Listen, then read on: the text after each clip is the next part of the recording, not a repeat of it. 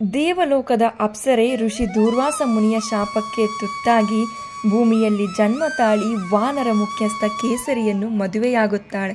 ಇವರಿಬ್ಬರಿಗೆ ಜನಿಸಿದ ಮಗುವೆ ಹನುಮಂತ ಹಾಗೂ ಆಧ್ಯಾತ್ಮಿಕ ತಂದೆ ವಾಯುದೇವ.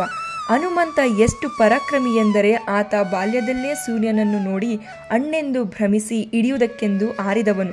ಇದನ್ನೆಲ್ಲ ವೀಕ್ಷಿಸಿದ ಇಂದ್ರನು ಇವನನ್ನು ನಿಗ್ರಹಿಸಬೇಕೆಂದು ನಿರ್ಧರಿಸಿ ವಜ್ರಾಯುಧವನ್ನು ಪ್ರಯೋಗಿಸಿಬಿಟ್ಟ. ಇದರಿಂದ ಹನುಮಂತ ಮೂರ್ಛೆಯೋಗುತ್ತಾನೆ. ಇದನ್ನು ನೋಡಿದ ವಾಯುದೇವ ಕೋಪಗೊಂಡು ಹಾಗೆ ನಿಂತು ಬಿಡುತ್ತಾನೆ. ನಿಂತಾಗ ಲೋಕದ ಚರಾಚರ ಪ್ರಾಣಿಗಳು ಮರಣ ಬಂದಂತಾಗಿ ತತ್ತರಿಸಿ ಹೋಗುತ್ತವೆ. ಆಗ ಬ್ರಹ್ಮನು ವಾಯುವನ್ನು ಸಮಾಧಾನ ಪಡಿಸಿದನು. ಈ ಸಮಯದಲ್ಲಿ ದೇವಾನುದೇವತೆಗಳು ಹನುಮಂತನಿಗೆ ವರದಾನ ಮಾಡಿದರು. ಜೊತೆಗೆ ತನ್ನ ಬಲ ವೀರ್ಯ ಸಾಮರ್ಥ್ಯಗಳಿಂದ ಹನುಮಂತ ಗರುಡನಿಗೂ ವಾಯುವಿಗೂ ಸಮನಾಗುತ್ತಾನೆ.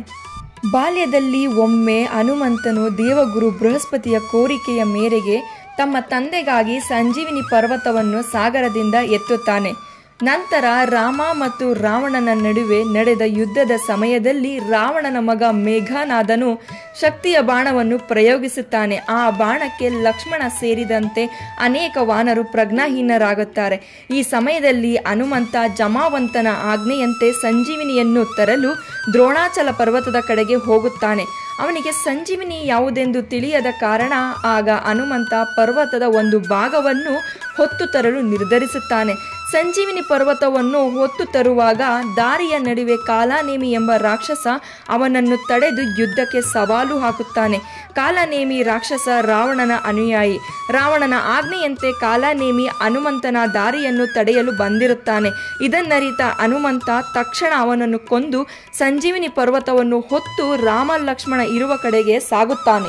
ವಾಲ್ಮೀಕಿ ಮಹರ್ಷಿಯವರು ಬರೆದಿರುವ ಆದಿಕಾವ್ಯವಾದ ರಾಮಾಯಣದಲ್ಲಿ ರಾಮನಷ್ಟೇ ಪರಿಣಾಮವನ್ನು ಬೀರಿದ ಇನ್ನೊಂದು ಪಾತ್ರವೆಂದರೆ ಅದು ಹನುಮಂತನೇ.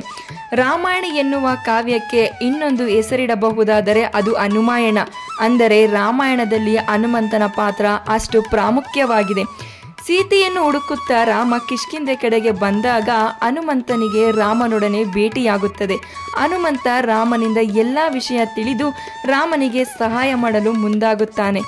ರಾವಣ ಸೀತೆಯನ್ನು ಅಪಹರಿಸಿ ಲಂಕೆಯಲ್ಲಿ ಬಚ್ಚಿಟ್ಟಿರುವ ಸುದ್ದಿ ತಿಳಿದು ಲಂಕೆಗೆ ಹೋಗುವುದು ಹೇಗೆ ಎಂದು ಎಲ್ಲರೂ ಯೋಚಿಸುತ್ತಿರುವಾಗ ಜಾಂಬವಂತ ಈ ಮಹಾಕಾರ್ಯಕ್ಕೆ ಹನುಮಂತನೇ ಸಮರ್ಥನೆಂದು ಹೇಳುತ್ತಾನೆ. ಜಾಂಬವಂತ ಹನುಮಂತನಿಗೆ ತನ್ನ ಶಕ್ತಿಯ ಅರಿವನ್ನು ನೆನಪಿಸುತ್ತಾನೆ.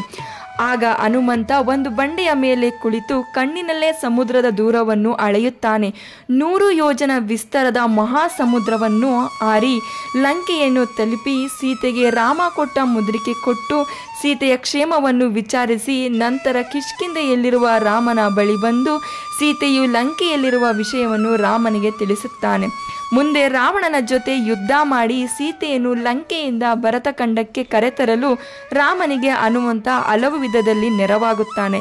ಹನುಮಂತನ ಸಾಮರ್ಥ್ಯ ಕೇವಲ ದೇಹದ್ದು ಮಾತ್ರವಲ್ಲ, ಬುದ್ಧಿಯದ್ದು ಹಾಗೂ ಮನಸ್ಸಿನದ್ದು ಕೂಡ. ಹನುಮಂತ ಸಪ್ತ ಚಿರಂಜೀವಿಗಳಲ್ಲಿ ಒಬ್ಬ. ಅದ್ವಿತೀಯ ಪಂಡಿತ, ವ್ಯಾಕರಣಿ, ಮಹಾಮೇಧಾವಿ, ಸಂಗೀತ ತಿಳಿದವ, ಕುಶಲಾಮತಿ, ಕವಿಕುಲ ಯೋಗಿ, ಇಚ್ಛಾರೂಪಿ, ಎಂಥ ಕೆಲಸವನ್ನು ಮಾಡಬಲ್ಲ ಪರಾಕ್ರಮಿ. ಇಂಥ ಸಾಮರ್ಥ್ಯಗಳೆಲ್ಲ ಇದ್ದುದರಿಂದಲೇ ರಾಮನ ಪರಮಭಕ್ತನಾಗಿದ್ದು.